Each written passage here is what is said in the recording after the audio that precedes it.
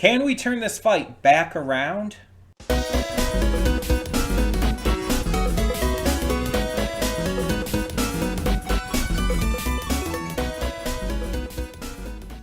Before we get to today's video, I want to take a moment to talk about Patreon.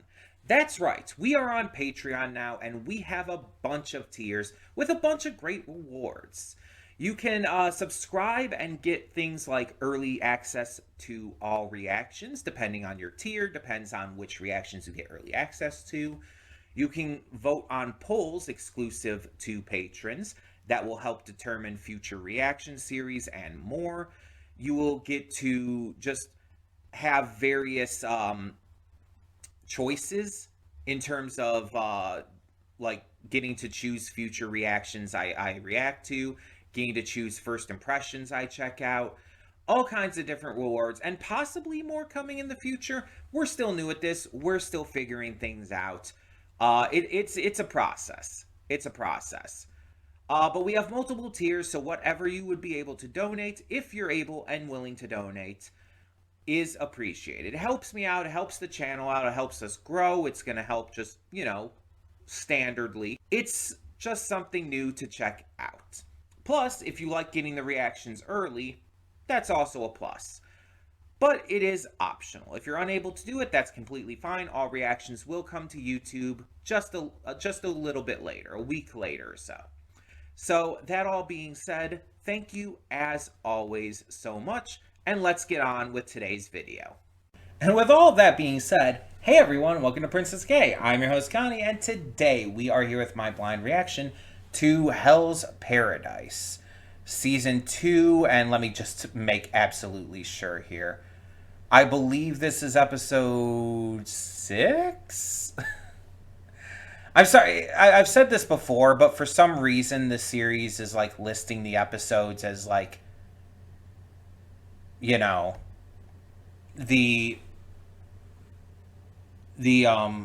like full episode number. So it's listing as like episode 20. But it's not episode 20. It's season 2 episode, what would it be, 8? 7 or 8?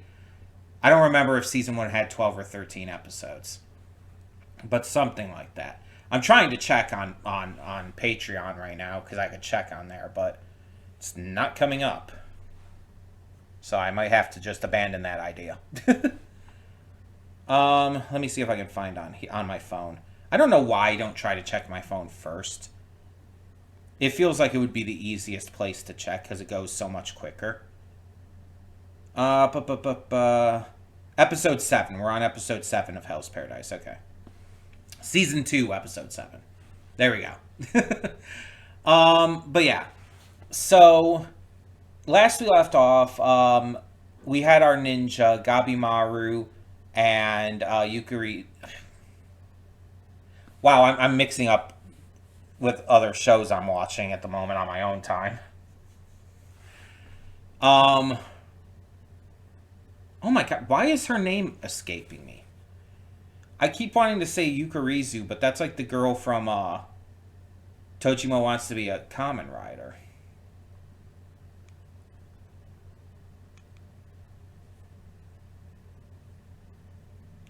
Yuzuriha. There we go. We had Gabimaru and Yuzuriha fighting against one of the Tensen, and at first they were doing really well. Even getting around the Tensen's blocks and abilities and Tao. But eventually they kind of got the upper hand again, taking control after they transformed. The Tensen, that is. They transformed and were able to take back the upper hand, kind of beating Gabi and Yuzuriha down, injuring them pretty greatly.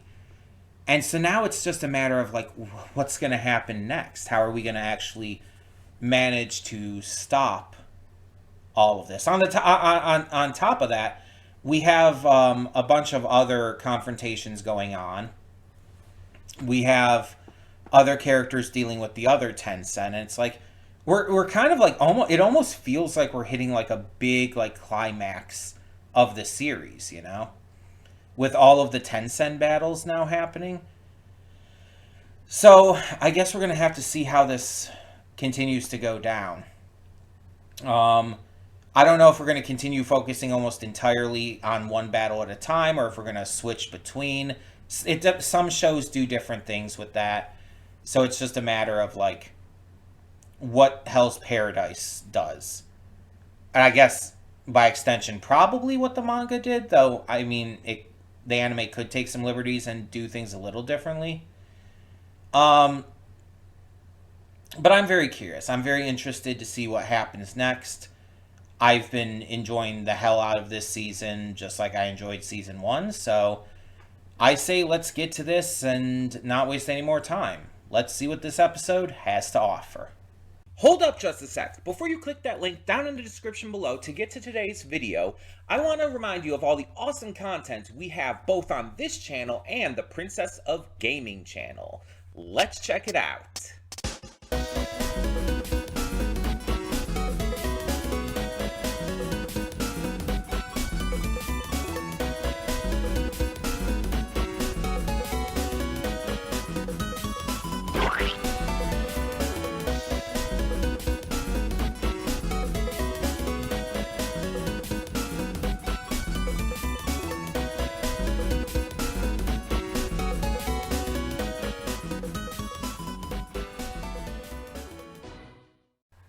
Welcome to the Afterthoughts. We'll begin with spoilers in 3, 2, 1, now. If I were living in an anime, I think I would be having a nosebleed right now. Because, goddamn, like, Taufa is obviously, like, one of the most, like, sexual characters in the show for like the obvious reasons of the Bochu Jutsu and all, along with their partner who is also fighting here against Chobe and Toma.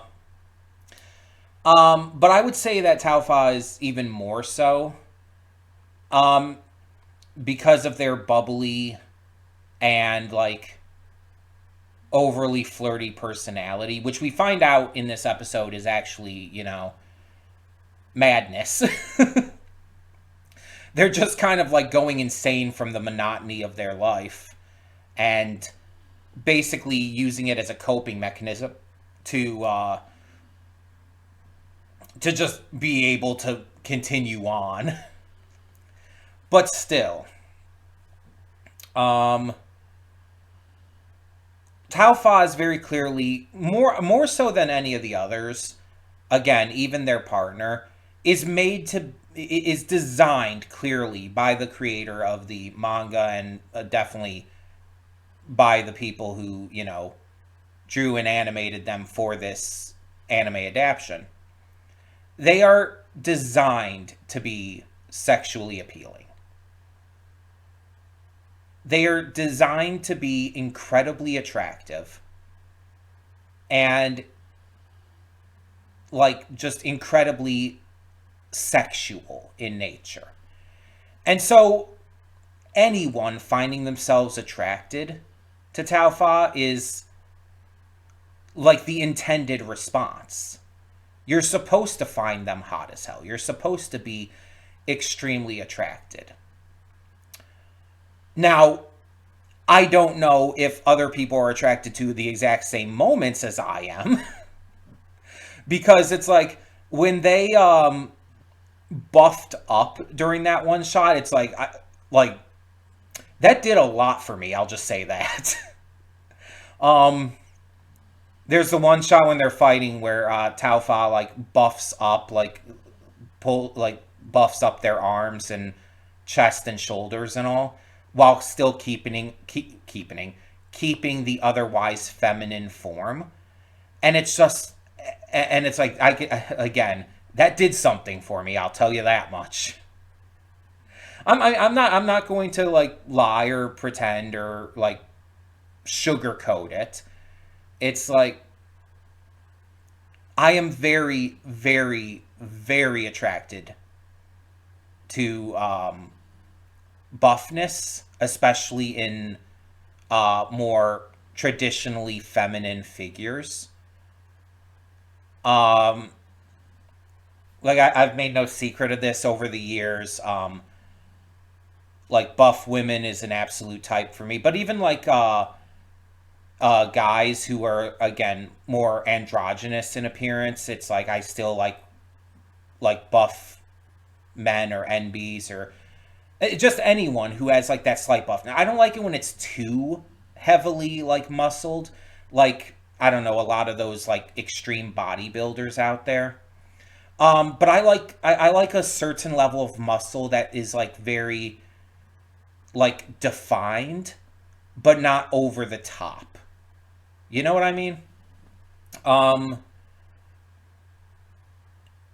like even characters like Luisa Madrigal from Encanto is definitely like still within that frame for me. Animation is actually really good at getting away with this too, because animation can make it look more attractive visibly, even when they are on the larger side. Um, but it's just it's that kind of musculature is absolutely like my type.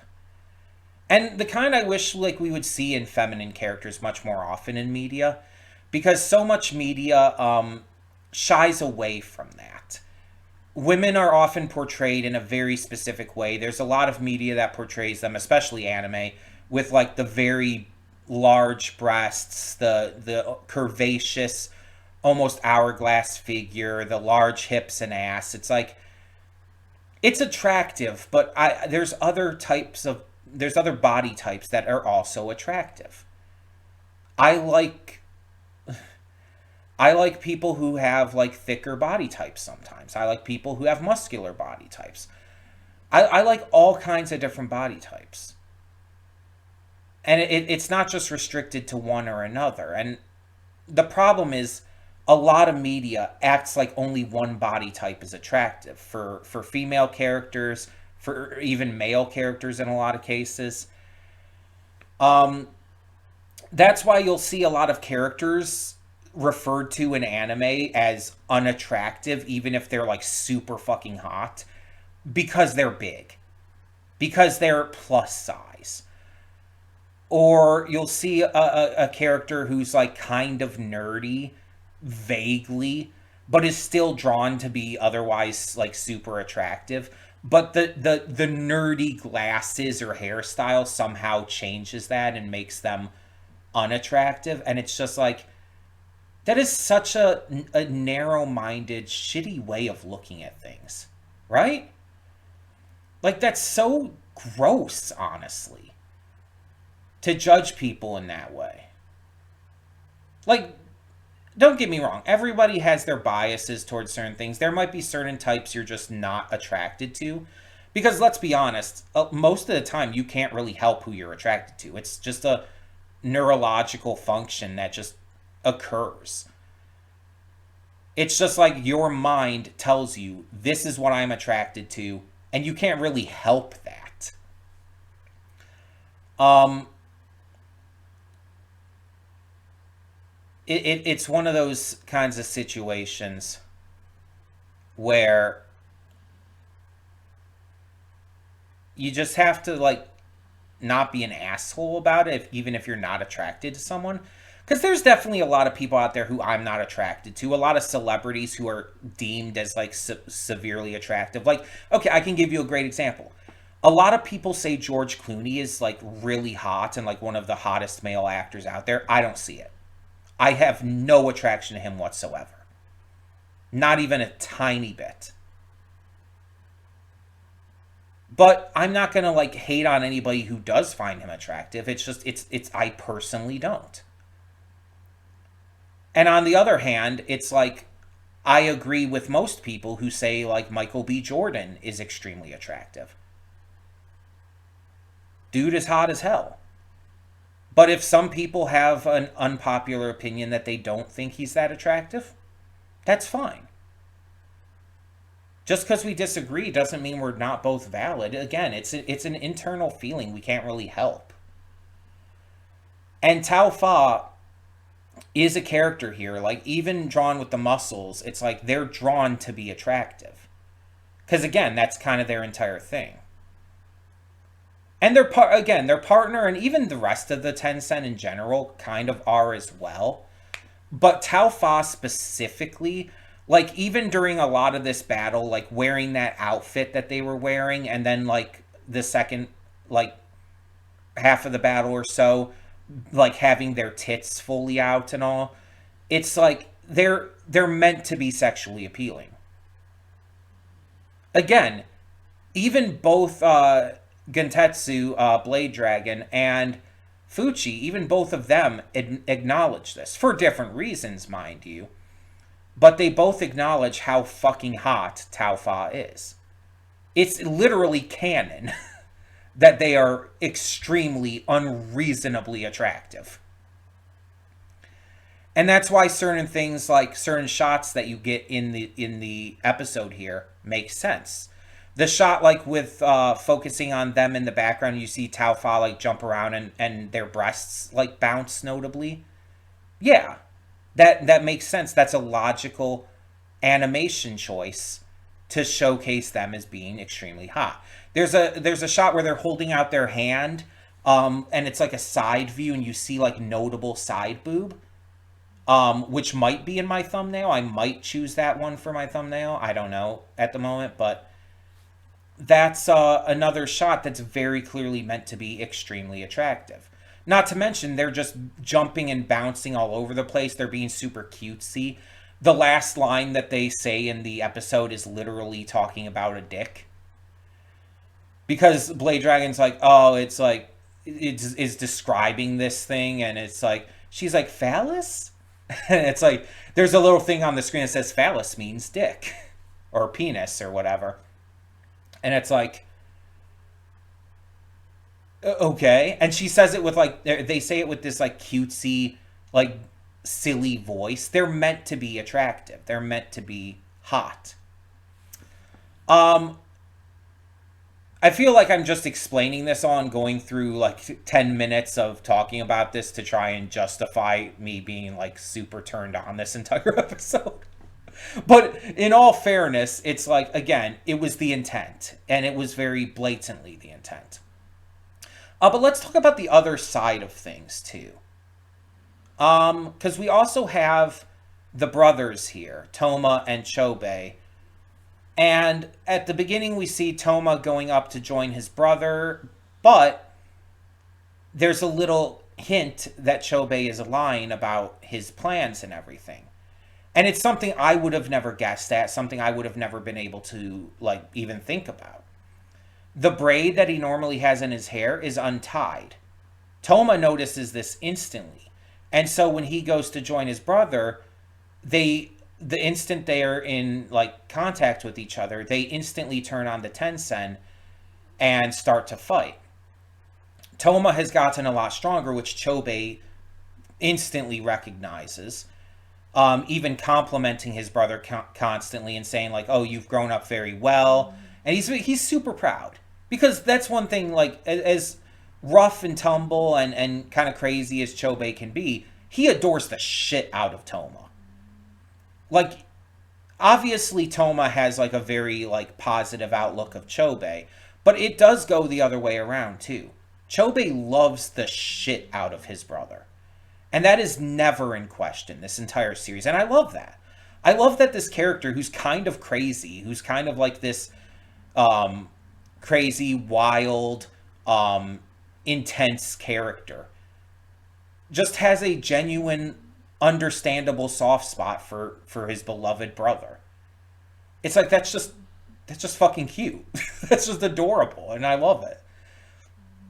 And so seeing them like working together, seeing Chobe constantly complimenting him and Toma getting like really like adorably like awkward about it, kind of like smiling like a big goofy dumbass is like that's just really cute. I just love that. But they also fight extremely well together, and that makes sense considering they've fought together so much in the past. It makes sense that they would know exactly how to work together. Plus, with Chobe now being a lot stronger due to the due to the ritual that was done with him, as well as just understanding and bettering his mastery of Tao. You also have Toma, who has trained and has become a lot stronger. He's also just gained a lot more self confidence, which was the big thing holding himself back. He saw himself as lesser than his brother, and his newly gained self confidence is allowing him to match Chobei, which Chobei is excited as fuck by. He's like so proud again. Really adorable. But yeah, it's really helping with Toma's self confidence, and that's wonderful to see. Going back to the Tao Fa fight, though, Blade Dragon just gouges out his fucking eye out of nowhere. I mean, it makes sense why he does it, because losing his sight, not being able to rely on that, is allowing him to sense Tao better. But it's like you could have just closed your fucking eye. You did not need to gouge it out. You could have just closed it. My dude, why does everything have to be so extra with you? I mean, it makes sense when they first got onto the island and the weird bug stung him, and so it's like it makes sense that he chose to chop off his hand there. That made sense. That was logical. But here it's like you did not need to gouge your eye out. You could have just closed it. Or even tore off a bit of your fabric and covered it. Used like a makeshift eye patch. You could have done anything else. You did not need to shove your dirty ass hook in your eye socket. Ugh. I've talked about before, but that's one of the things that freaks me out the most. Like any kind of eye torture or pain or like horror involving eyes and stuff like that just freaks me out. It gives me huge willies. And it's like the eyes are super sensitive, and I have a very hard time like even getting a finger close to my eyes if I'm like scratching my eyelid or something. I've never been able to wear contacts for that reason, even though my eyesight's not the best. I have glasses here that I never wear because I don't like how they look on me, or I guess rather I don't like how I look in them. But I've never been able to wear contacts, and I've tried. I cannot get my finger with the contact lens on it close to my eye without like freaking out. My eye like almost like instantaneously will shutter closed even if I'm trying to hold it open. It's just like it freaks me out. It's just one of those things that freaks me out. There's a few things like that. I've talked about it by this point plenty in a lot of different reactions. Stuff like stepping on nails freaks me out too in like horror movies and all. So it's just like, it's one of those things. It's like, you did not need to do that. You could have done that any other way. Ugh. God, ugh. And then Fuchi's being a fucking little weirdo as always. Just getting horny off of the thought of dissecting Tao Fa. And about learning about new medicinal possibilities with the Tencent and all of that. And it's just like, God, you are such a little weirdo. But you're kind of like, I kind of love you for that. Like, Fuchi was the character in season 1 who I wasn't super into. I didn't, like, hate him by any means. But he just wasn't clicking with me like other characters were. But this season, and especially this episode, really kind of changed that. Like, Fuchi has started to click for me like he hadn't before, and I'm really happy about that. And I think it's just like I'm embracing the idea of him being a little fucking weirdo just a lot more. And I think that's working, just embracing it. So, yeah, I think I'm having a lot more fun with his character. And there is noticeable, like, similarities with him and Blade Dragon that it's like, oh yeah, it actually makes sense that these two would end up working together, and they're very similar actually. And then the fact that they both go against Tao Fa also just makes a lot of sense. It just, everything works out like super well. It's almost like destiny or some shit. I know that's like ridiculously like, what's the word? Stereotypical to say. It's a trope, let's be honest. but it's like it's true. It feels like that. We didn't see much of anything else in this episode. We started off with like a little recap of what happened last time with Gabi um and Yuzuriha fighting the other one, Ren, I want to say, but I'm not confident on that. I know the leader of them outside of the Sage is Rien. I think this other one is Ren. But either way, we also saw Mei and Sagari running through to get to where they need to go to find the elixir. But that's about it. We didn't really check in on anything else at the moment. It was mostly centered around the fight against the Bochu Jutsu duo. I can't remember Tao Fa's partner's name. I just can't. But yeah, it's mostly this fight and the two different sides to it. So yeah, pretty fun, pretty interesting. Um, very sexy, very sexy. But I'm continuing to enjoy this. I'm very much continuing to enjoy this. So thank you so much for tuning in.